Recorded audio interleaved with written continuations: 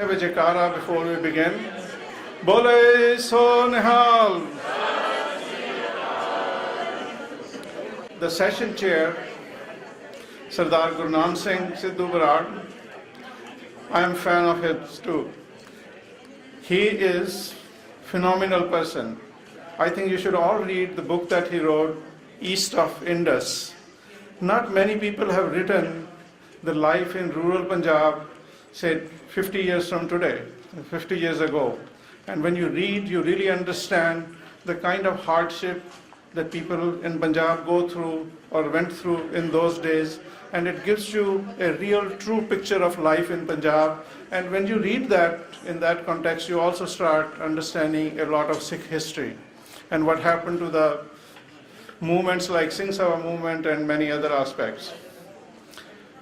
And another feature why I'm a fan of him is Dr. Sahib's fitness.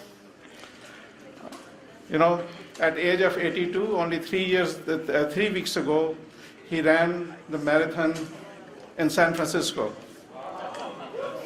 So let's have a Jaikara for him. Bole So Nihal. So without much ado, I'll request Dr. Sahib to come and chair this session and start the session. Waheguru Ji Ka Khalsa, Waheguru Ji Ki Fateh. Waheguru Ji Ka Khalsa, Sri Waheguru Ji Ki Fateh. Welcome everybody to this continuation of the celebration of the 408th anniversary of the Prakash of Sri Guru Granth Sahib.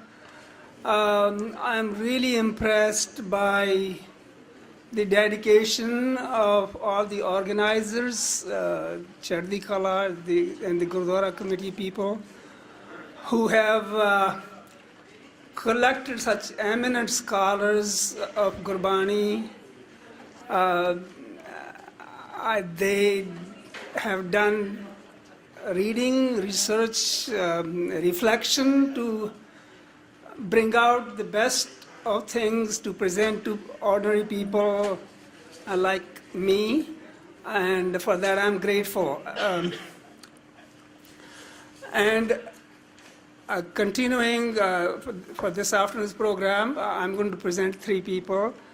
The first of these speakers is a friend of mine. I have known him for 45, 46 years. And if I start introducing him, all the things that I could say about him would take a long time, but all I want to say is that he's a psychologist by profession.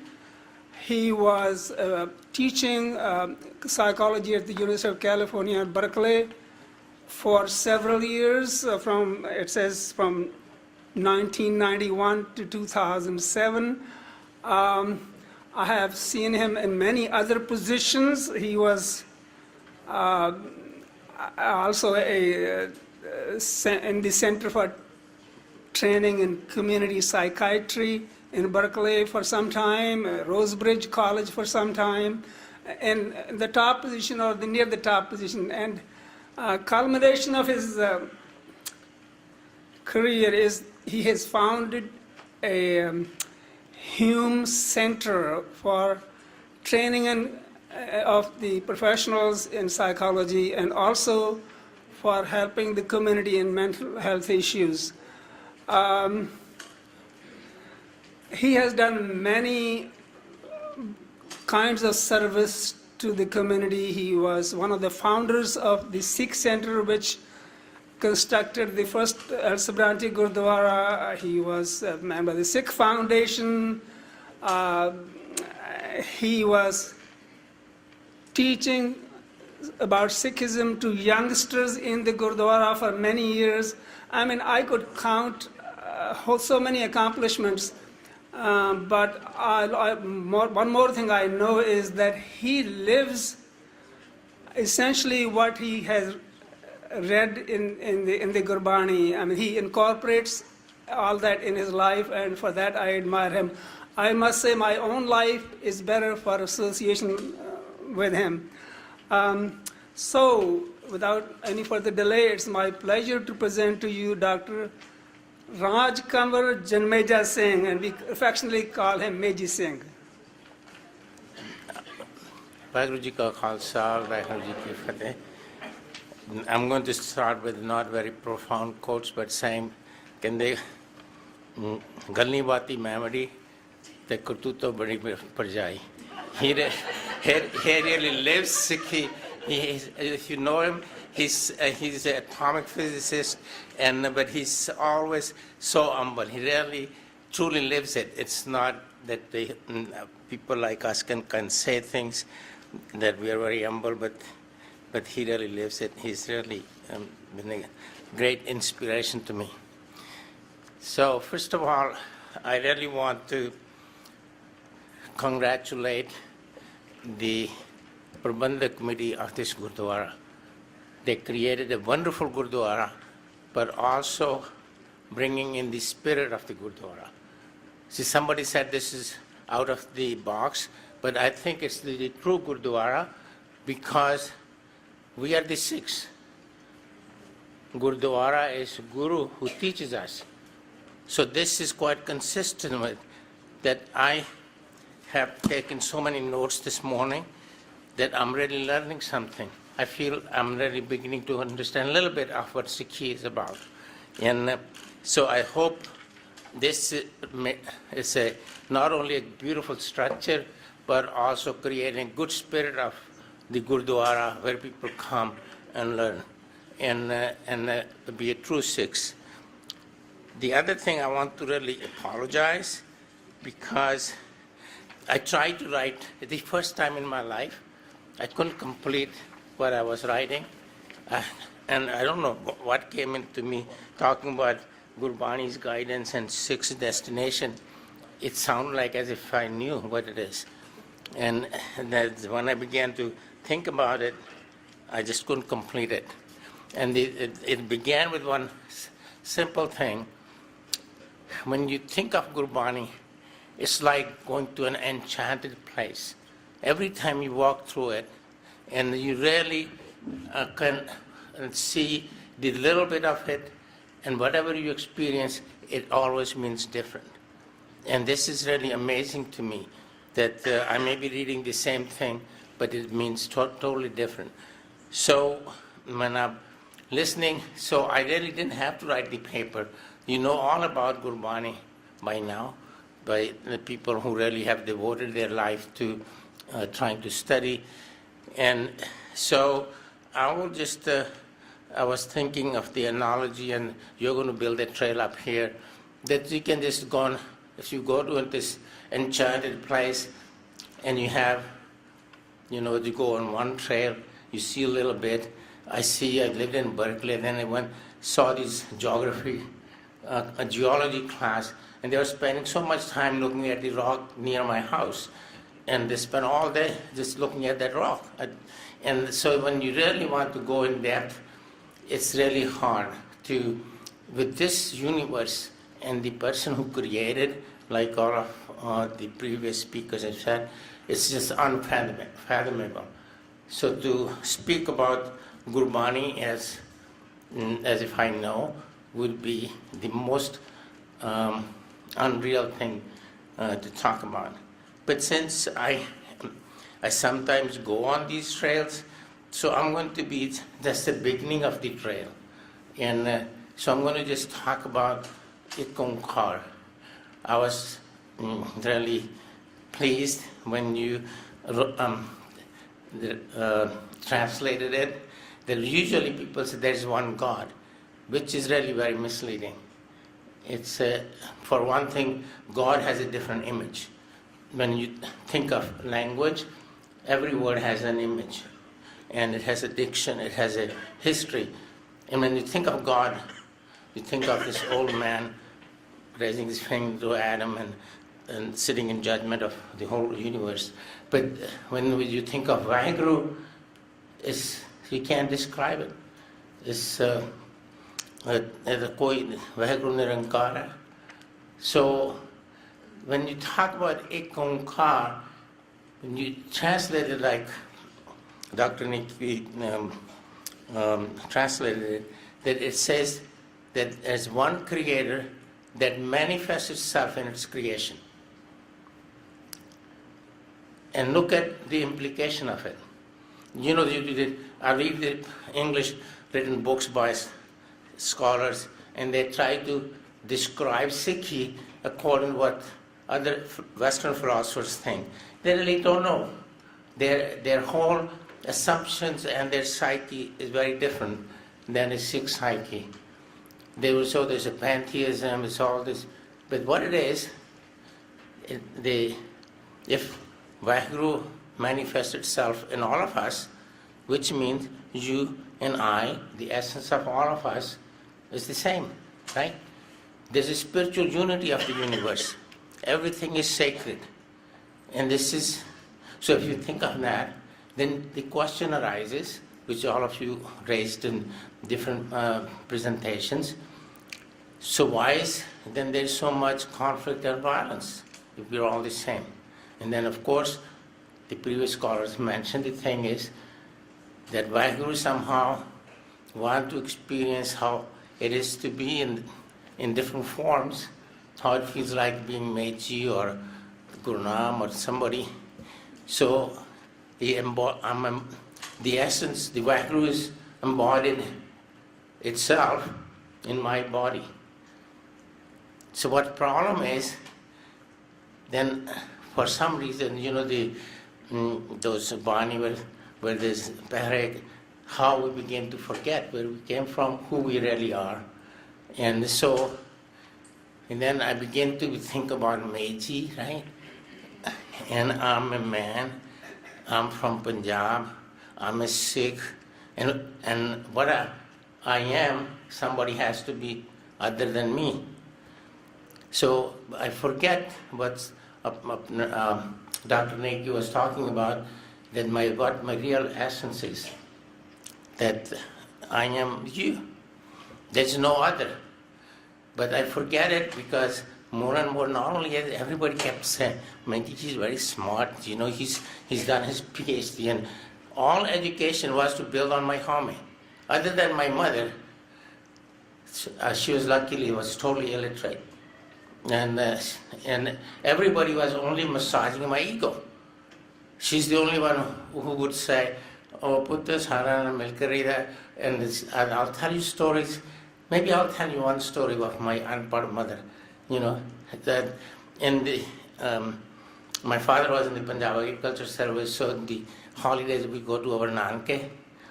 So I was maybe 5th, 6th grade, and there's an old lady, very rags, you know, if you could think of a person who is about 5th, 6th grade, how you are. And my mother goes, touches her feet, and she does all the blessings like the people do in elderly in India. So when she left, so I said to my mom, he says, you know, she's not even like our servants. Why'd you bow down to her? The thing I like about my mother was, she didn't say, oh, you snobbish, you know, you have too much, you're a spoiled kid. She took me in her embrace. She said, you know, in the village, it doesn't mean what they have, what they look. It's the relationship. She's my mother's friend, and she's like a mother to me. Now this is my unpad mom. Everybody else is telling me how great things I do, you know. It's very hard to not have home. And when the whole education is based on our home, I'm really feeling more sorry for people who are born at this time. When people of my age, when we were born, it was easy to be Sikh. Life was simple. You always had Gurbani all around you. And now what do you see? Everybody, we're competing with billions of dollars who are promoting something which is called consumerism. We didn't even think about shaving or doing anything. It was not even in our consciousness. But now, in the 60s and 70s, when the hippies came, you didn't realize that the whole economy is based on consumerism. People got beat up, my hippie friends, because they had long hair, they won't go to the hair salons. And David Susskind, one of the very famous, those of you who are my age may remember him, had the best talk show. And here all these saloon owners talking about how these hippies are ruining their business. So then our children are competing with those commercials. We tell them which kind of hairdo is good, right? For us, it was not even a question. So when we're looking at that, not only hame, that we have calm, kro, lomo, hankar, which are the kind of necessary components of our life, but yet they can also be distraction. So we are, there are a lot of reinforcement for it, and that makes it difficult. So the thing that keeps me away is nurturing my home, myself, me as a. But if there was a tuk here, the home, name nal varod hai, right? So when they if I keep naam, remember, then home can be under control. But it's very hard. And so what the reason I'm really happy about being here is not only that I was blessed that I could hear all the great scholars, but also that this is I have an affinity to this Gurdwara. They have the best school for children, and I'll go to Hemkund Foundation. Every year they have more gold medals than any other school. So it's good to have this kind of message given to the children and also for the parents and adults. Most of the parents, we didn't know what the Sikh is all about. So I think this seminar is a good one. So what we have, the only way we can remember that Man Tu Jot Swarup hai. So only we can remember is if something keeps going. And then Shabad, Surt, and you were talking about it. And I'm going to be very personal, that Sache Naam Ki Laga book. How many of us really have that book? See, we need to diagnose ourselves. You know, if we don't have certain book na lage, asi doctor kol jane ji sanu book nahi lagdi ki gala. But we don't go to any doctor to see that we have no hunger for the Sache Naam. So Sache Naam, and then we have to, and I'm a psychologist, so I'm more into listening rather than talking. And so I see it takes a long time for people to even to begin to think about themselves. So how do you then where do you get this appetite? And that you heard from everybody, Shabbaton. So if you have Shabbat, then you have Sangat, and then maybe also Sangat na Rang Charda. And then those are the things Guru Sahib has given us the guidance how we could have that hunger and appetite for Naam. And then you do Simran, and you suno, dekho, say, so Japji Sahib ne sunaya, mannaya, man kita pao, antargat tirath mal nao. When you listen, you incorporate, it creates love. And that with loving devotion, you cleanse yourself and go on inner pilgrimage. And that's what is, and it's very hard in the environment we live in. And so this Gurdwara to me is more than just coming to Gurdwara. I have a very affection for it. But usually I think we have to look at what are the kind of institutions that can compete with the consumerism, compete with the home massage in the universities. And people, have such myths that the poor people make wars, they are the cause of violence. They just did a study into 60,000 people in Pakistan. The poor people were the most against violence because they suffer most. All the wars are created by Harvard and Yale and Oxford graduates. None of them is. So we have to bring in something to our friends, children, where we can really help them to kind of some antidote to this kind of education that the padya murukha ke the log mo hankara. So that's all you learn in all these great universities. I've been from east to west coast, all the great universities, and people who are teachers there, they're all into cutthroat, how they can promote themselves. There's nobody's teaching how to reduce your harm attachment and really be with Nam. The other things which I think somebody said it is very true, that all these spiritual guides have 100% agreement. It's the followers who invent reason to fights with other people. I thought the Jewish Deuteronomy, and it says, it's almost an identical statement. You are the spark of the divine. You should love yourself, and then you should love your neighbor thyself. But people forget this. They begin to become, and we are like the Sikhs, we are also becoming very sectarian. And we may or may not be aware of it. We say, Tere paane sarbat ka pala, then we say, Raj karega Khalsa. You know, I don't know how to reconcile those. I mean, maybe somebody can reconcile it. But for me, it's really a cognitive dissonance. That with sarbat da pala, and I know people who have never heard of Sikhi, they are very great Sikhs because like Namdev and Kabir, and they were there, and Baba Sheikh Farid, there are people like this even now. And you don't have to be a Sikh to be a Sikh. The other part which I gathered in Sikhi, there is no concept of sin. Sin. Because this is again a Western thing. Hukum radai chalna Nanak likhe na, right? Hukum andar sabko bahar hukum na koe, Nanak hukum je baje hame kahna koe. Bura pala tichar akhda, jichar hai doi mai. These are all constructs which are made by us to serve our own purpose. But when you get into Nam and the spiritual unity, then those differentiations don't occur.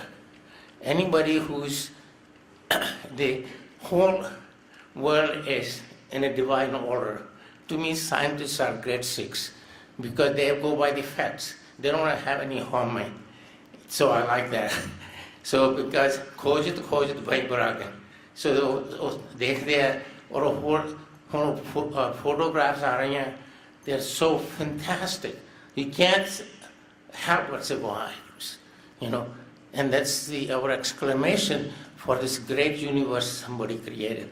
Whoever that is, we don't know, you know. You know, so it's so what we need. For me, I'm on a very beginning trail to seeing how we can reduce harmony attachment and reduce the feeling of otherness and see that Nago Beri Naham Begana. So that's for me is the destination. The Sammera Ravreha Praveke Pek Pek Nanak Biksai. So my test for is not going to heaven. How much when somebody is doing things like person who did the shooting, can I see something in him? Can I see that he's me? And that's the practice. That as long as you're judging people, because some Vahrudapana, you know, I'm not a fan of Khalistan, but I have very good friends who are into it. So one day we are having a very heated discussion, and his mother, who used to be a teacher in India, and she said, "Oh, kaka kyun mag spy karte ho? Ye Vaheguru da pana hai." I just realized that the whole discussion was nothing but my ego. I'm trying to convince him what I think is the right thing, you know, instead of trying to understand where he is coming from. So it's very hard. We don't even realize how much ego we have. Even you have an argument, it's an ego stuff. It's a home, You can have, kuch kahiye, kuch suniye. You can share things. But when I try to convince you that I'm right, what I'm saying, that's really is the way to think. And this is why I had a hard time finishing this paper. But whatever I say, I'm going to deny it tomorrow. Because I really don't know what the hell I'm talking about. So it's just that whatever I thought that the whole struggle is between Nam and Hame, and the Sikhs, the destination of the Sikh is to unite with where I'm a part of. And that's already people have told Dr. Neki and Janmeja Singh, and all of you really said that the way is through Simran, through remembering who we are, and through Shabad. Nothing else really matters. And so now, after I said one should be non-judgmental, we shouldn't be really judging anybody, because sadhe jo hum mein hunda. But then, of course, then we can't talk. I don't want to convince you, but I think we need to do something about Gurdwaras becoming real Gurdwaras, where people come to learn. This is a real Gurdwara. I have been taking notes furiously all day, and I'm so blessed. I don't know what I'm saying, but the people have learned so much. So, Guru, we are Sikhs. We should be learning. We should be learning Kirtan. We should be learning poetry. It's such beautiful, I got into Urdu poetry because somebody taught me how great Ghalib was, how great, but nobody talks about the beauty of Gurbani. And so I think on some of my friends who presented are all professors. Imagine you're a professor and you have your writings and people come and worship it. And then you tell them, go ahead, you can have a party. I'll read it for you. And that will be good enough. It looks totally ridiculous, right? What do we do in the Gurdwaras? Paiji does the part. They do the Akhand part. They do the part for us. They can pray for us. I mean, it's so ridiculous. And yet, it happens all the time. To me, this is real Gurdwara. For me, it is. And so the Kirtan is nice, but I think the old-fashioned Paijis were different. In my Nanke, there was this Paiji who was teacher. He was much more educated. Most villagers were not at that time as literate, but they will come. He would read their letters. He would do the part, but everybody was sitting there listening to part. And we as kids, we would do Granth part. And now, there's a part and there's a party going on in the next room. And so, I think I was really... And so these are the things we have to revive, which are practical things, because people who are born in this day and age, they have much harder time to not get too attached to their ego pursuit, harmful pursuits, and forget who we are, and to remember them when they come to the Gurdwara. We should be some model. And I will just to give you one other story, and then I'll stop. And I start teaching Gurbani at the El Sabrani Gurdwara, maybe 15, 20 years ago. And the Paiji said, nobody, even the adults don't understand Gurbani. How could you teach to these little kids? I said, I don't think this is a big deal. I said, these kids are pretty smart. And they are. First, I had the college, university students from UC Berkeley. That was a good time. Then they gave me junior high kids. How many have ever tried to teach a junior high class? They were throwing things at each other. They're laughing. So I get started. I said, well, before we start talking about what we're going to learn, tell me who you are and what you expect of this time we're going to spend together. Everybody said, we are here because our parents brought her. And we really don't like Gurdwara because the parents talk outside. They come to socialize and hunger. And they kept on criticizing, which all of us, So when my turn came, I said, you are the best Sikhs I have ever met. And they said, oh, uncle, you're kidding us. I said, no. I said, Baba Guru Nanak questioned everything around him. And then he found some answers. Maybe that's what we'll do. And they got so invested. I wrote a little book when many of my friends read it. But the person who gave me the best critique was a junior high kid who is now college graduate. She said to me, it says, Sixth paradigm for peace. And she said, Uncle, you have written 200 pages, but it's still, I know what you're talking about. You never discuss what that paradigm is.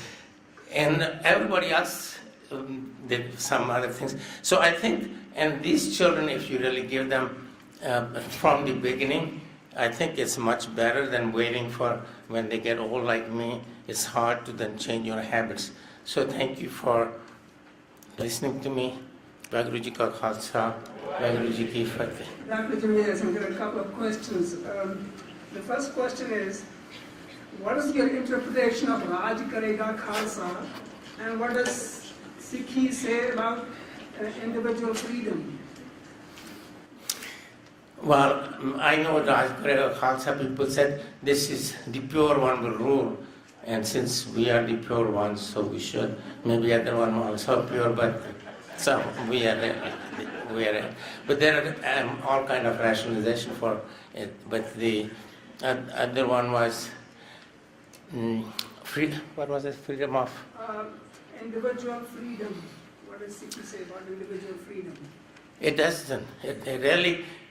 If you say it's Guru Apana, and it's all a divine play. And the individual, I can tell you as a psychologist, there's an experience of that we have free will. It's very limited. That sunflower has a free will to face the sun. It's our nature that creates our way of being. Because my free will is different from yours because the way I grew up, so we gave a little test, that Rorschach ink blot test. We ask a person, tell me what this look like. And people choose those things, but it tells us all about how their psychological process function inside. But they think they're making free will, that is free choice. The choice is for me. This is a very important question. Because it feels like, you would say, oh, you must work very hard to get your PhD, do this and that. That's actually delusional. If I were not born in the family I was born, if my father was not the way he was, if my mother was not the way she was, I won't be the way I am. And so this is why you begin, as a Sikh, you live in a sense of gratitude and compassion. The person who is a killer, he has no choice either. And I have to have compassion and see how I can be useful to him. And I should be gratitude that I'm here. You invited me to spend time and listen to such beautiful presentations. So it's not my work. I mean, the causality is so multidimensional. And this is my thing now, I can tell you. First we had thought in intrapsychic, then people thought it's family. What we are looking at, we are creating in kind of a sick kind of atmosphere in where we say that don't take anything personally, don't judge people, be non-judgmental, try to understand, don't react, don't try to find fault. We had this in our welcome letter for the last 15 years. So today, this last our new batch of 40 pre-doctoral and postdoctoral trainees came. So I began to think, we did really give them, but nothing happens. So we did each of those sentences, and we divided these 40 people into small groups. So we had their time was to think about what are the difficulties being non-judgmental. What are the difficulties not to look for fault finding, but to understand each other. And you will be surprised that they put pages of it. And yet, we read it every day. The same thing is with the Gurbani. You know, this idea that I am the doer, Karan karte vas hai. If you really believe it, whatever I'm saying, even Guru Sahib said that, you know, the Vaheguru Granth. In the same vein, what does Guru Granth Sahib tell you something about a relation between psychology and spirituality? Oh, a lot. Because this is a very good question. Because I was trained in Boston University in 58 through 60. At that time, there was only one game in town, psychoanalysis. And people can talk about psychoanalytic theory. That doesn't interest me. What I learned, when you're doing psychotherapy, the only way you can be helpful to a person is if you don't personalize what the person says. And you're totally invested in the well-being of the other person. I could give you an example, and then it will make you come alive. And my first job in California, the second job was in San Jose. And so I didn't have my degree yet. I had finished everything in Boston, but I got a job here in Santa Clara County Mental Health. So the receptionist said, "Your patient is here." I said, "Okay, send her in." So she comes in, she stands in the doorway. "Oh, now I have to look at you. Why do I need to talk to you? You're Mr. Singh. You don't even a doctor, and you're a man. And no man understands a woman. List of that, and you people have harems." And she gave on and on. I just backed her to sit down, shut the door. So what's happening here?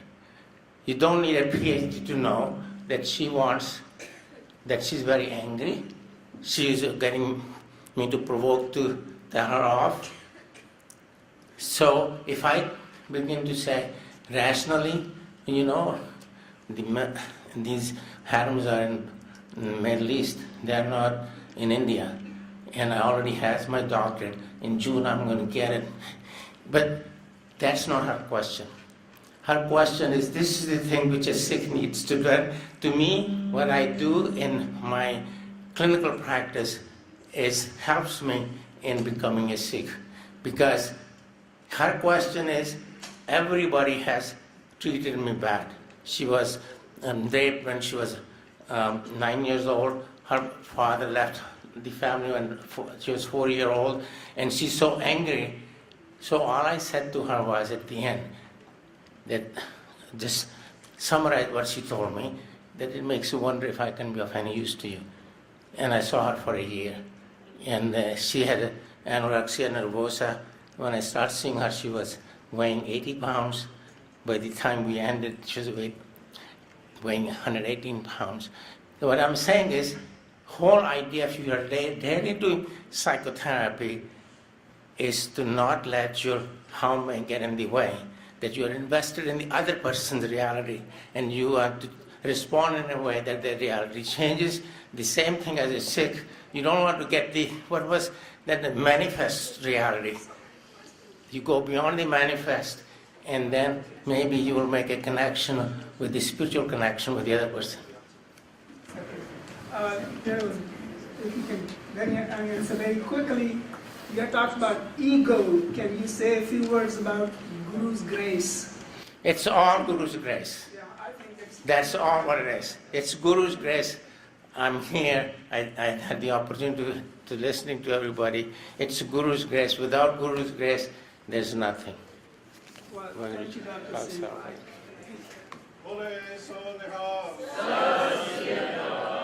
He's such a great man and such observer of Gurbani himself, but at the same time he's so tolerant of imperfection in people like me. Anyway.